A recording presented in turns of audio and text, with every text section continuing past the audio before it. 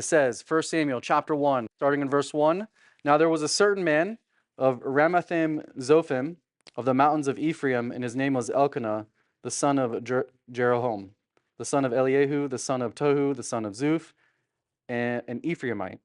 And he had two wives. The name of one was Hannah, and the name of the other was Peninnah. Peninnah had children, but Hannah had no children. And this man went up from his city yearly to worship and sacrifice to the Lord of hosts in Shiloh. Also the two sons of Eli, Hophni and Phinehas, the priests of the Lord, were there.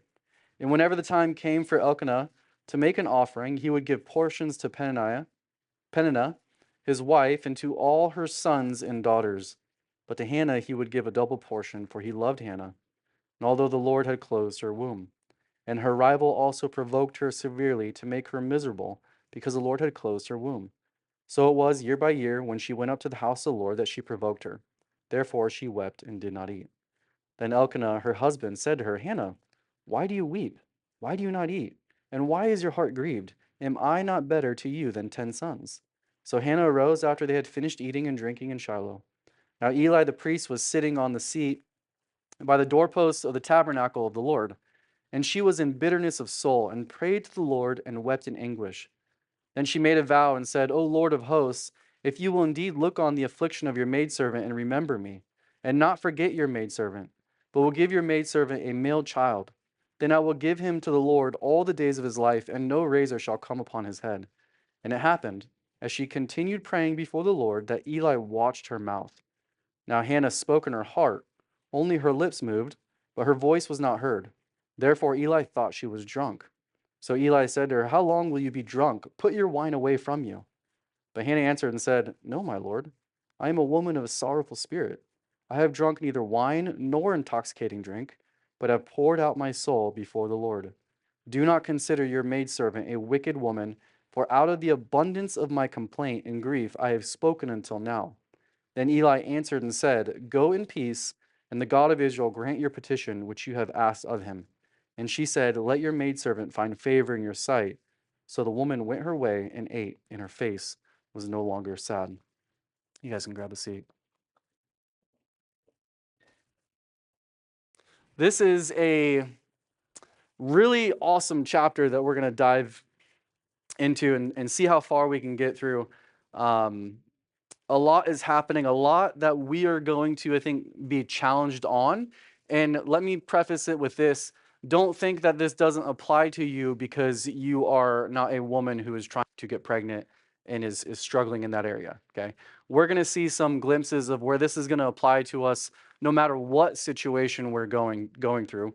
And we're going to see that it applies to us no matter what situation we're going through because God is going to work the same way. And we have to be open and willing to learn from Hannah and through scripture here in chapter 1.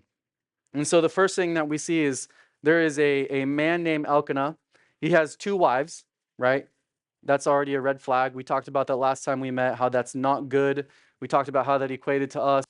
Not so much in how we're trying to pursue two spouses and have two spouses, but how we can have our hearts set on many different things. And God tells us we should have one God and one God only.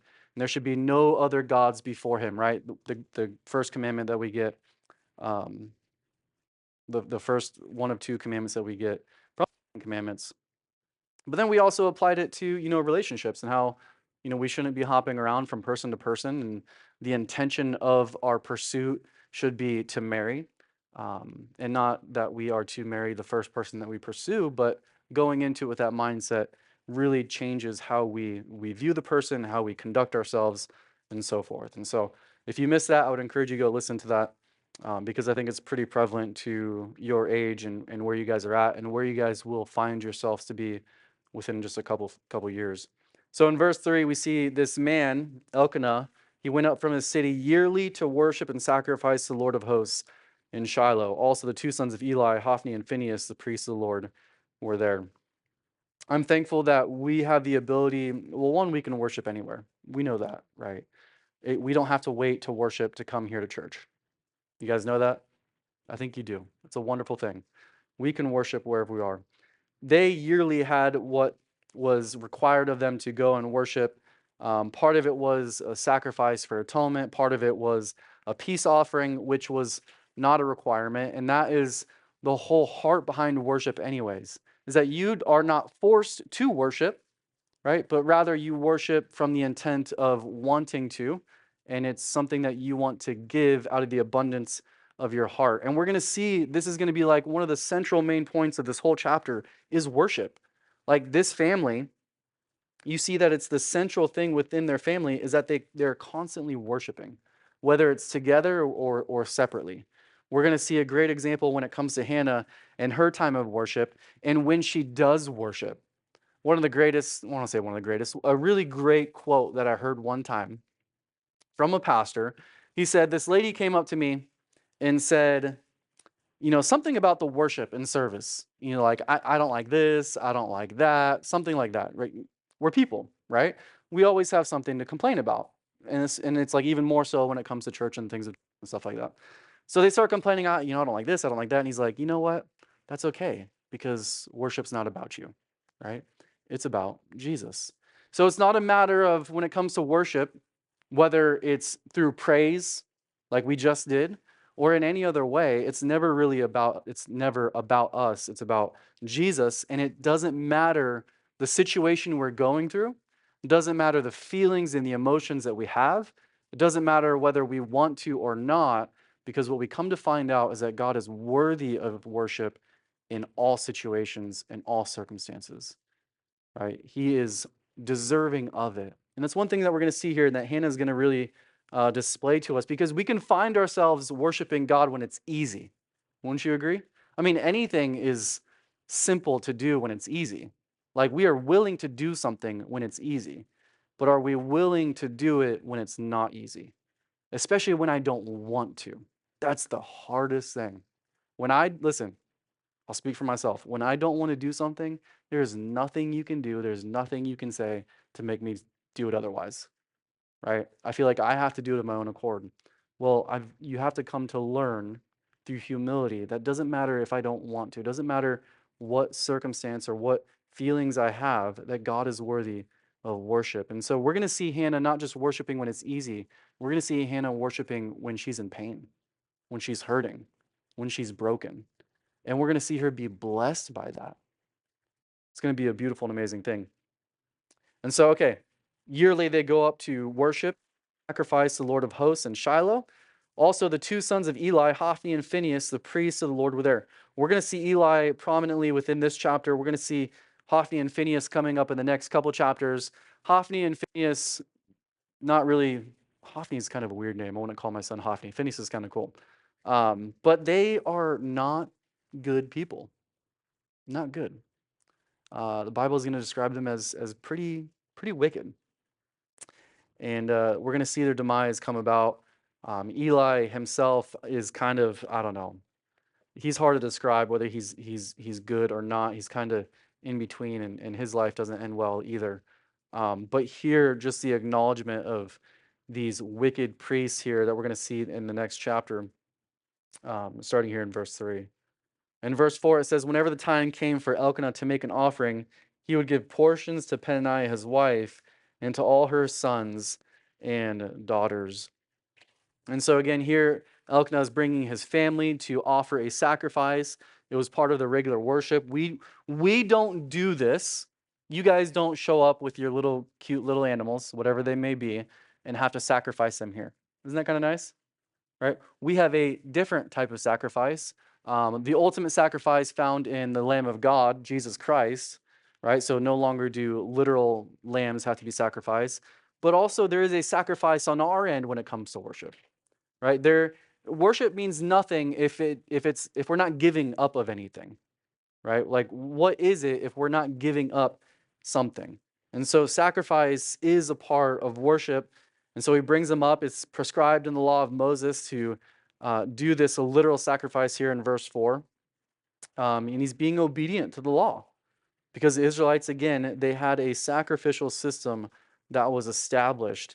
And what we're going to see is that this specific sacrifice, because there were many different types of sacrifices, this specific one is more than likely a peace offering, right? A peace offering, which we find in Leviticus chapter 7.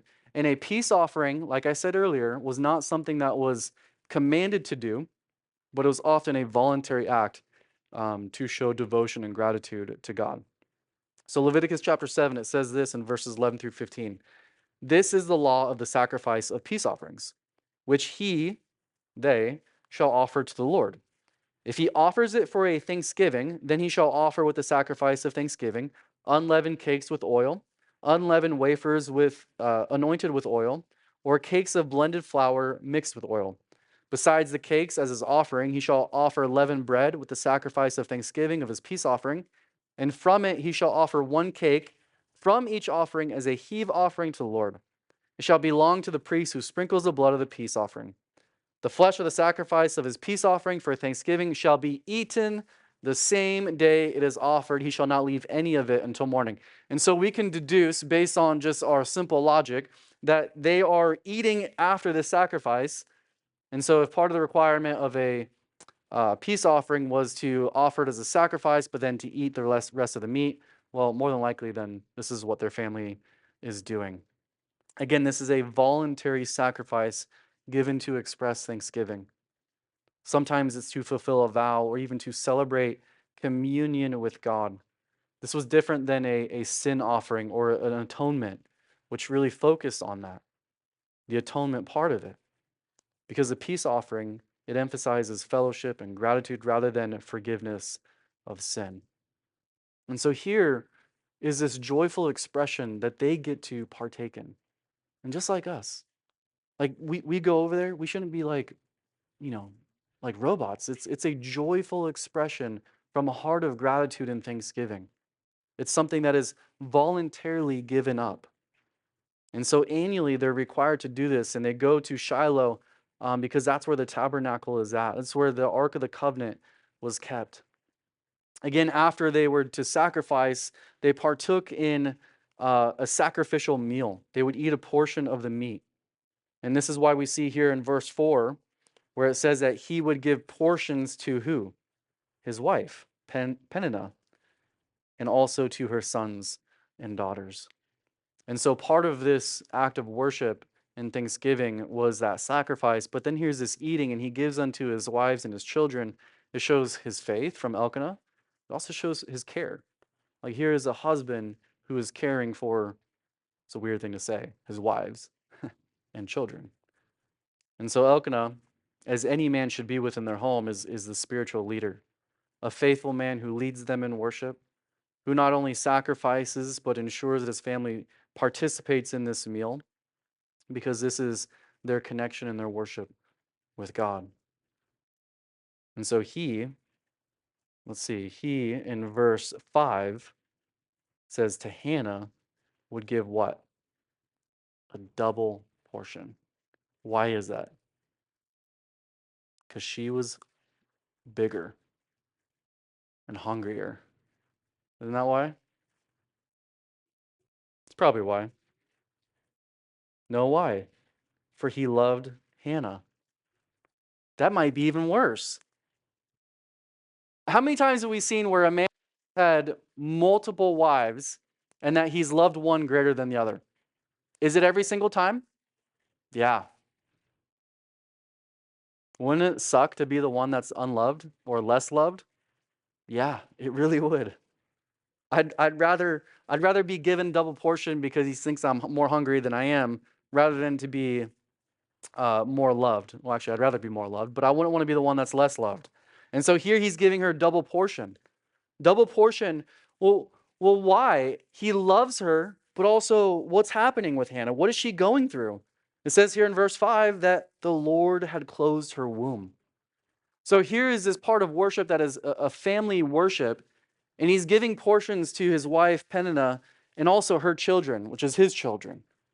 But then here's Hannah over here who's completely alone, has no children. And I can only imagine, as we're going to see as we read through this, the brokenness and the hurt that she has. But here she is, unable. She's fruitless in bearing children. And oftentimes it felt like you weren't being blessed by God, or the opposite of that. Instead of being blessed, you were being cursed. There was a punishment because children are a blessing. And so being a barren was an approach, a reproach. But what we're going to see is that Hannah is a godly woman. And the question begs is why? Why let her go through this? Why close her womb? Why do this to a woman who so desires to bear children, who has the heart to do so, and has probably, I would say, within Scripture, has one of the greatest hearts when it comes to bearing a child? Because what we're going to see is, because we've read ahead already, is that she's eventually going to get a child. And what does she do for that? What does she do to that child? She raises him, she teaches him to a certain point, and then she literally gives him up to the Lord. Like, what mother does that? That is a good and godly woman. That's a hard thing to do. Because if I'm praying and I'm crying out to the Lord and He gives me my blessing, oftentimes when we receive that blessing, it's like, thanks, Lord, and I'm on my way. But God gives to her and she gives back. And she gives back a great sacrifice. The son that she so desired and prayed for fervently. And so her womb was closed, and it was closed by whom? By God. Here in verse 5, it says, the Lord had closed her womb. That's an amazing thing because God is intentional. God is sovereign. We're going to see this throughout. That's another main point in this, is that God is sovereign throughout this, so that He is intentional in closing her womb because it builds something in Hannah, even though she doesn't understand why, and she doesn't understand why she has to go through this and the timing of it. But eventually, God is going to bless her in His timing because God has a plan, and His plans are always good, always. In verse 6, it says, in her rival, her, what would you call her? Wife-in-law? Is that what it is? No. Co-wife? Her, her husband's wife. There we go. Her husband's wife. Uh, see, this is why it doesn't work. This is why it just doesn't, it's weird. Is her rival. What does she do? Provoked her severely.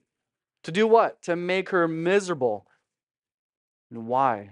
Because the Lord had closed her womb. And so it was year by year when she went up to the house of the Lord that she provoked her. Therefore, she wept and did not eat. So here is Hannah, who's already going through something hard. She doesn't need any other outside voices. She doesn't need anything else to make her feel miserable. She already feels miserable. You ever just felt awkward for whatever reason? And it probably doesn't equate to what's happening here. But just because you think of yourself different because you don't have something that someone else has, or you haven't done something that someone else has done, or I don't know, whatever it may be. I found myself in that situation many times before, and it just feels awkward, and you feel like all eyes are on you. And here, though, is all of that, but there's pain and there's hurt. That regardless if there's people around to provoke her or not, she's heartbroken. But on top of that, she has a rival who's provoking her severely. The word rival here, it literally means adversary or troublemaker, indicating that Peninnah was being openly hostile towards her. But why? Why was she doing that? I think there's a few things that we can probably surmise. Is one, she was probably jealous.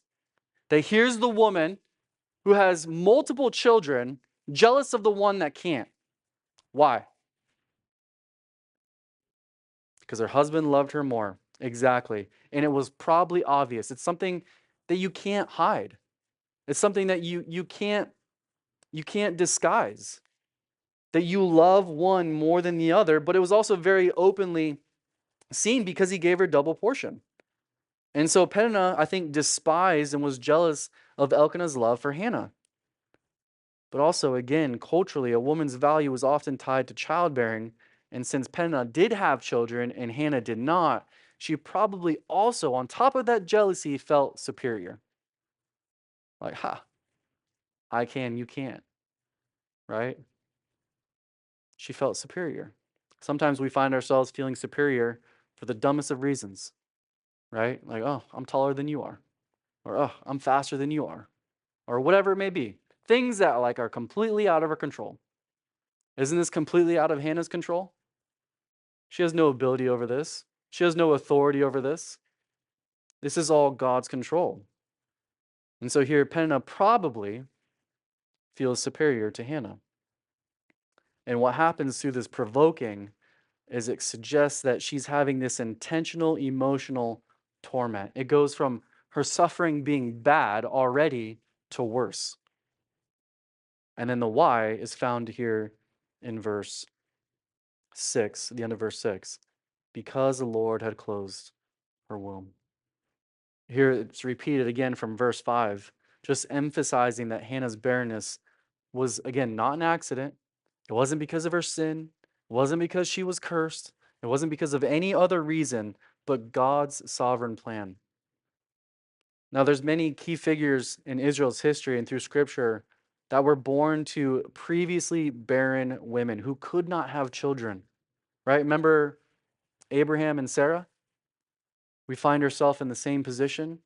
She finds herself in the position of when God tells her that she's going to have a child, that she laughs, and God calls her out for it, and she denies it.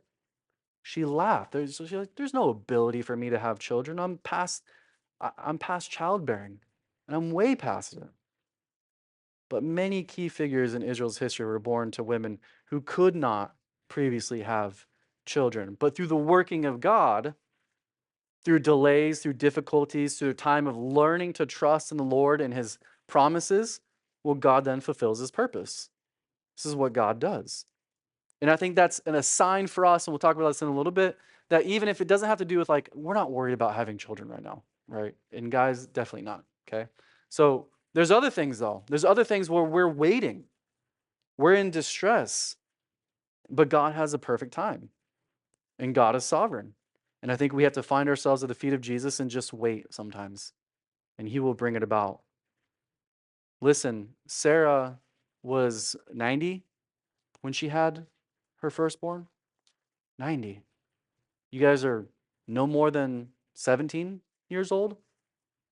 I think we can learn to wait, right? She waited that long, that long. And I think even when she was told, it was 15 years, 10, 15 years after that. So again, she's not cursed. She's not unworthy. She's not forgotten, but rather it is the Lord's timing and the Lord's will. And here we see in verse 7 that that they went up to the house of the Lord. She did what? Therefore she wept and did not eat. Hannah's suffering, this is crazy, guys. It wasn't just a one-time thing. It was constant. This was a long-term trial. And I think this is a good reminder for us because we like comfort so much. We like ease so much that sometimes things feel like eternity when it's only been 2 days. And we have to learn to get through trials that are long. And I think there's seasons. And just like seasons are long, trials are going to be long. They're not forever, though. But we're going to see this long term trial for Hannah. And so, here, year by year, she's preparing to go have this time of worship by herself, with her family. She has to endure this relentless humiliation and provoking from Peninnah. But here's the awesome thing that we see with this godly woman. Even in the midst of all this, even in the midst of the pain and the suffering of not having a child, and then to make matters worse, she has this woman who's with her constantly provoking her, a rival that's teasing her, saying these things, whatever she's doing. Yet year by year, she made her way where? To the presence of God to worship Him. And worship often magnifies our deepest struggles because we come before God as who we are. And who are we? We're broken. We're longing. We're hurting. This is the time that we should worship. This is the time that we should go before the Lord. And not to try to pretend like we're not who we are and what we're going through and try to fake a smile on our face and try to, clean ourselves up. But no, that we come before the Lord who we are. We cannot, listen, I've learned this with my child. I know him really, really well. Not as well as God knows me, obviously. But there's times where I can tell what my son, what my daughter is doing. I can tell their intent, even though they're trying to fake it, change it, lie about it. And I'm like, dude, I know you. I can see it. I can see right through you. And God can do the same thing. We don't need to go before him fake. And that's not true, honest worship anyways. So in our brokenness, in our longing, in our hurt, we go before the Lord in our deepest struggles to worship him. Here in verse 7, it says, year by year again, what do? They go up to the house of the Lord, and she provoked her. But it says, therefore, she wept and did not eat. So again, we see the how great her sorrow was and being overwhelmed to the point that she was crying, but also in this distress, she had lost her appetite. And in Jewish culture, I'll say even in our culture, eating was a sign of joy. Right? It was a sign of fellowship. So not to eat shows the depth of her grief. And again, this is okay. Because we need to remember that worship is not dependent upon you. It's not dependent upon your joy. It's not dependent upon your comfort. But in those times of pain and hurt, we bring them to the Lord because he's going to work on us. And he's in that business of fixing things. Right? He's in the business of doing that. I think men feel like that's what we can do, that we should just be able to fix things. In the same way that when Elkanah is seeing all this happen, he's like, am I not greater to you than 10 sons? Well, no. Like, we as people, we can't fix things that only God can fix. And we're going to see this happen. Only God can do that, and he's in the business of doing that. Suffering often feels worse in worshipful moments. I think her pain was heightened when she went to Shiloh, when she went to the place of worship. Sometimes when we come before God, our wounds feel exposed, but that's the best place to be because that's where healing begins. And another thing that we see in this is that God's delays are not his denials. Remember, the Lord had closed her womb, but the Lord has also, as we're going to see later, opened her womb. And not just open up her womb, but she is going to give birth to one of the best and greatest prophets and leaders of Israel. But the last thing we see in this section is that not everyone responds to pain in the same way. Some lash out, some get angry. But what does Hannah do? We're going to see this in verse 10.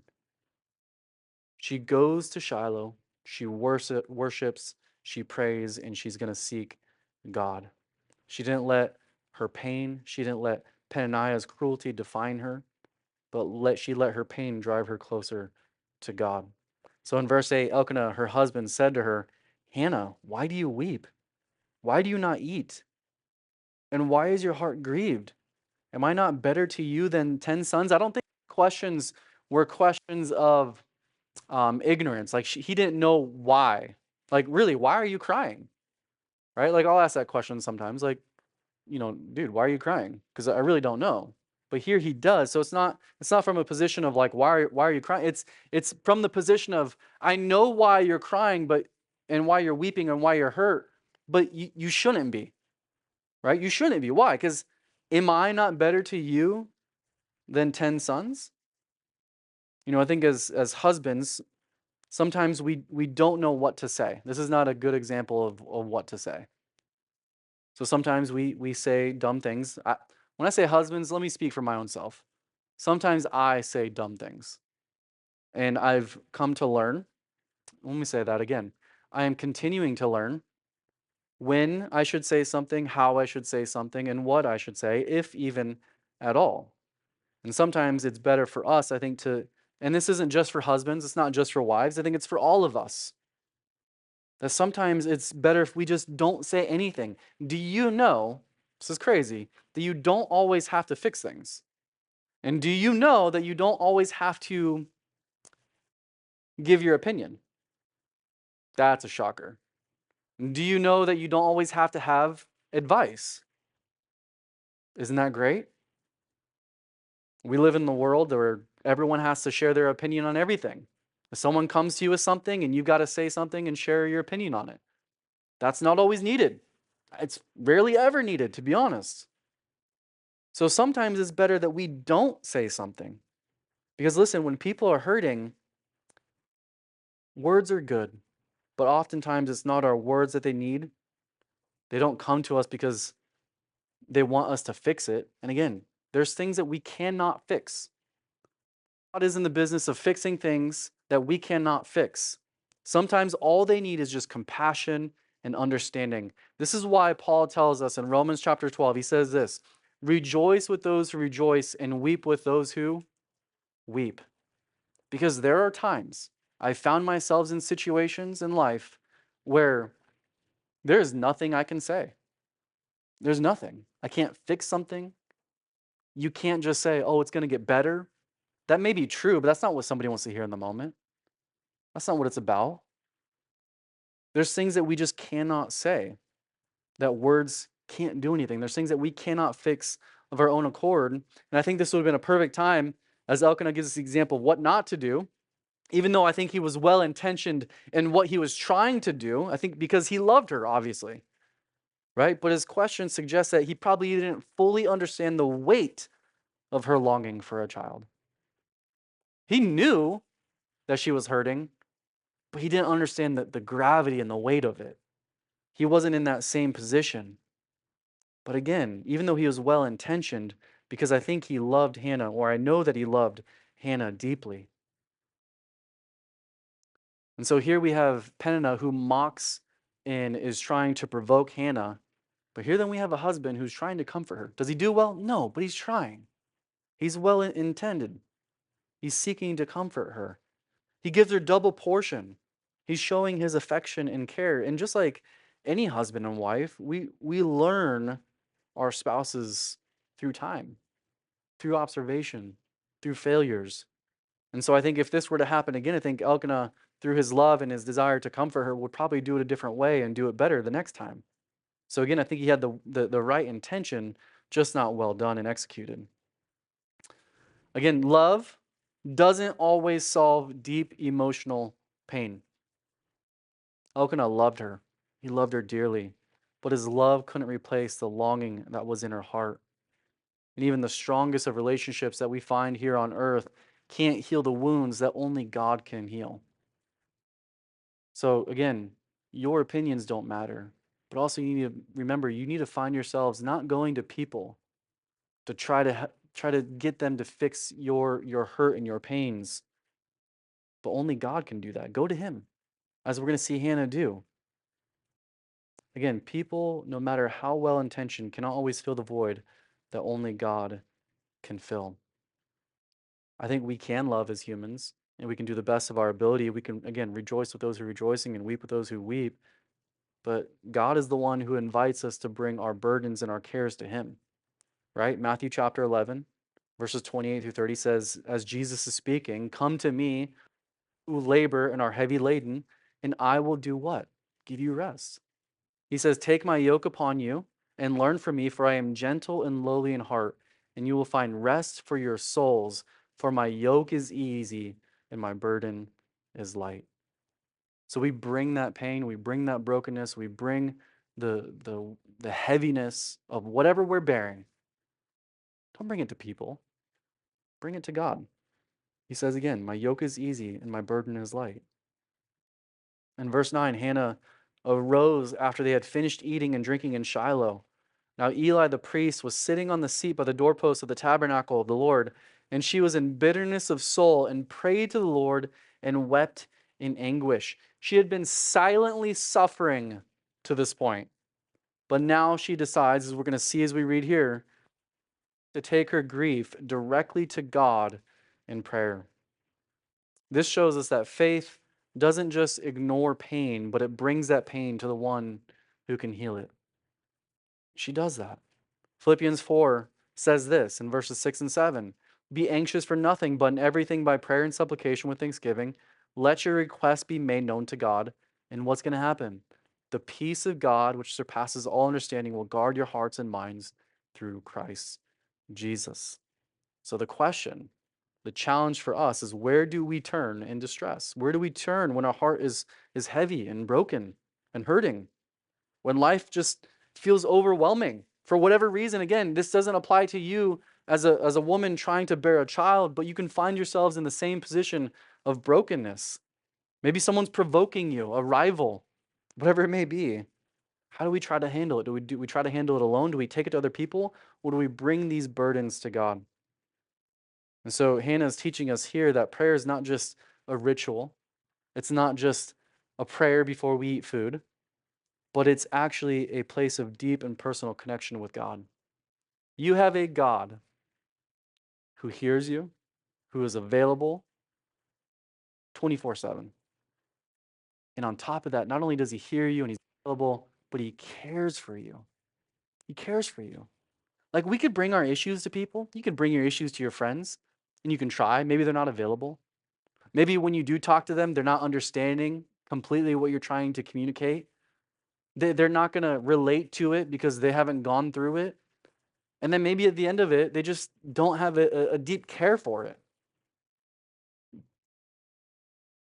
That sucks. But God's the opposite. He hears you. He's available. But on top of that, he cares for you, and in all of that, he can actually help you, whereas someone here can't. And I'm not saying you can't go to people. I hope you guys understand that. But I'm saying before we do that, let's bring it to the Lord. And then we can find someone that we trust. We can find someone who is going to encourage us through the Lord and hear us and weep with us or rejoice with us, whatever it may be. So again, when we come before God, we don't have to pretend. We don't have to be um, whatever we think we need to be. He already knows. Right? He knows the pain in our hearts. He knows the intent of our hearts. And so again, she brings her brokenness, her longing, and her bitterness. Right? What does it say here? That she brought her bitterness. In verse 10, she was in the bitterness of soul. She prayed to the Lord and wept in anguish. In verse 11, it says, Then she made a vow and said, O Lord of hosts, if you will indeed look on the affliction of your maidservant and remember me, and not forget your maidservant, but will give your maidservant a male child, then I will give to him the Lord all the days of his life, and no razor shall come upon his head. So she goes to the tabernacle. She goes to the place of worship. She goes where the presence of God is, and she cries out to the Lord in the bitterness of her soul. She shares her situation, her heart, and her pain, and where she's at. And she makes this vow, and she's very specific in what she wants, right? She says, I want a child, but not only a child, but what kind of child? A male. So not only is she specific about what she wants, but she's also specific in what she's going to give. Have we ever said that? Besides, like, Lord, if you give me 100 on this test, I'll read my Bible again. Besides that type of cheap vow. And that's what we do. You know how many times I did that in high school? Like, I'm being honest with you. I mean, not like a ton, but probably there was probably like 8 or 9 times where I tried to do that. 8 or 9 times. But it was a cheap vow. Because what did I want? I really just wanted what I wanted, but I wasn't willing to give what I was offering to give. And as we're going to see next time we meet, that vows are not something that are to be cheap, especially when given and done unto the Lord. And we're going to see that it's actually a sin to do that thing. But Hannah is going to, and we're going to see that in Numbers chapter 30, but Hannah's actually going to do what she says she's going to do. Ecclesiastes 5:4-5 says, When you make a vow to God, do not delay to pay it, for he has no pleasure in fools.